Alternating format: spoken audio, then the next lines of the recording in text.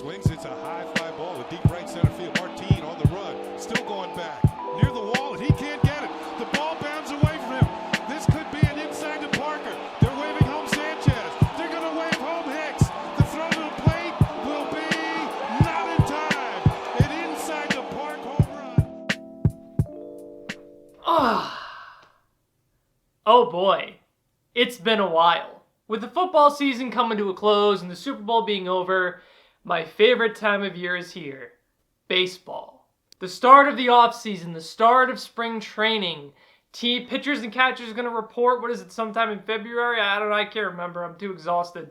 But yeah, pitchers and catchers are going to report. Teams are going to start going again. There's been a bountiful offseason of teams going after players, some signings, even though it's been kind of quiet lately.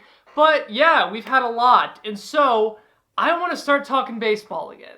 And right off the bat, what better to start than one of my most controversial opinions that almost nobody seems to agree with regarding the Aaron Hicks contract.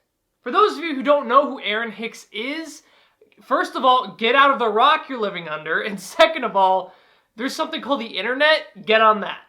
But in all seriousness, Aaron Hicks is a center fielder for the New York Yankees who was drafted in the first round of the 2008 draft by the Minnesota Twins, funny enough.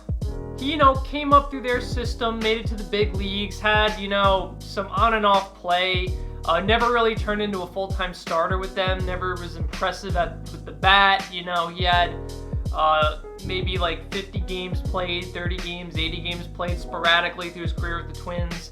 And then obviously the Twins drafted a guy called Byron Buxton, which kind of made the Aaron Hicks being a center fielder thing a bit of a conflict. So naturally they sent him to the Yankees. That's right, in the offseason, the Yankees sent John Ryan Murphy to the Twins to get Aaron Hicks back in return. My oh my, was that a really good deal. Because as we all know, John Ryan Murphy had a decent stint with Arizona, but despite that, hasn't really done anything significant, whereas Aaron Hicks has at least had quite a few, bright spots, I would say. And ever since then, he's been with the Yankees. He's been a pretty key part of their offense. And in 2019, they offered him a contract extension, 7 years, $10 million a year at a total of $70 million. Now, most people thought, wow, this is great. We got a youngish. He was 26 when they got him. He's like 30 now. But he's still kind of young, kind of getting in the middle of his career with some time to go. 7-year deal. He'll be 36 at the end of it. No problem. Only $10 million a year. That's a steal of a contract. This is where I disagree with all of you Yankee fans, all you people that love this contract.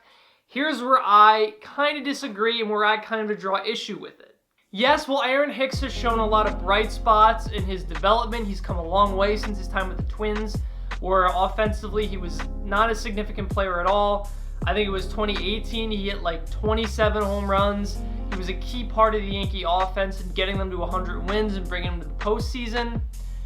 But we can't ignore the injury bug. That's right, the injury bug that has plagued Aaron Hicks every single year since he has been with the Yankees. We can't ignore that. We can't ignore the fact that even though there hasn't been any significant injuries, unless you count, which I actually probably do count, the Tommy John surgery he had to get done in his elbow. That's kind of significant, especially if you're a center fielder. You got to be able to make those throws. You know what I mean? So we had to get Tommy John 2019, so he missed a lot of time with the Yankees, but managed to make it back to play against Houston in the playoffs. Clearly, still didn't really work out for the Yankees. They lost. So I got the injury history. I did some extensive research right here. So 2016, Hicks joins the team. He doesn't really get any major injuries. He has this incident in AAA or double in the minors in the Yankees system where he has something with his shoulder, but he's only out for a few days. Nothing big.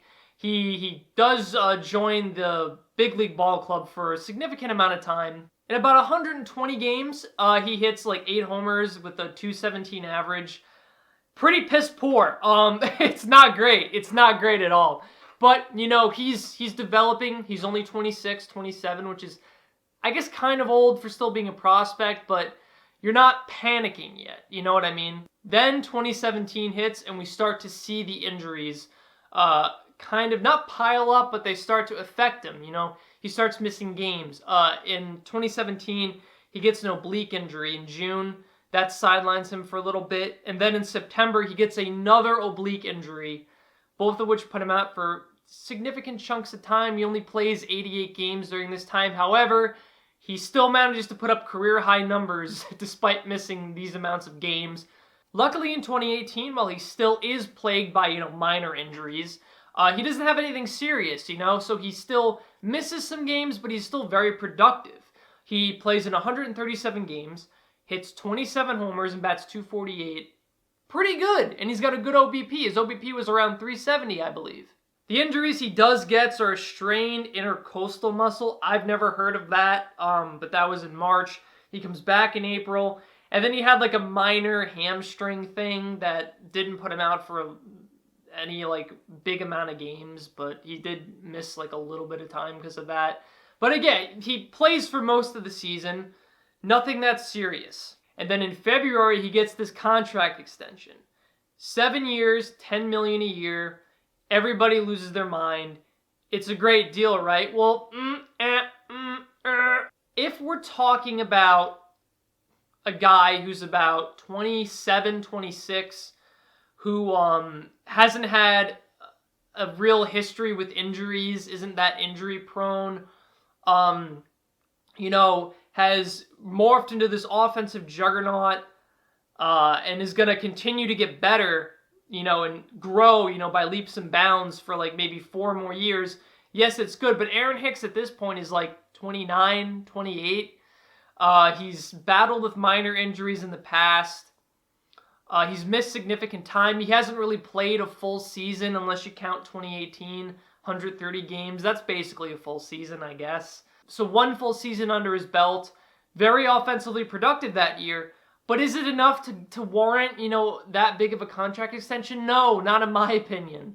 And then in 2019, we see a huge setback with injuries. He gets a lower back strain in the beginning of the year. Starts the year with a back strain. In May, he has his rehab assignment. Then he comes back, for a significant chunk of time. He plays in the London series, plays for a little bit. But then in September, he gets an elbow injury, actually. It's another injury. And he needs Tommy John surgery. And that's a big deal, Tommy John. Everybody's getting that nowadays, though. So I guess it's not that big of a deal. I don't really know anymore with Tommy John. So that puts him out to the end of the year. And he does manage to get back in time to play against Houston.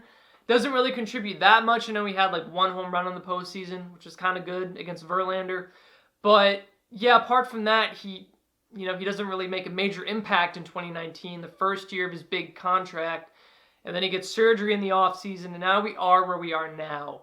We're awaiting the future of Aaron Hicks, who has this big contract, and we have to hope that he doesn't turn into another Ellsbury. If we get another Jacoby Ellsbury, what are we going to do? We just barely got rid of that guy.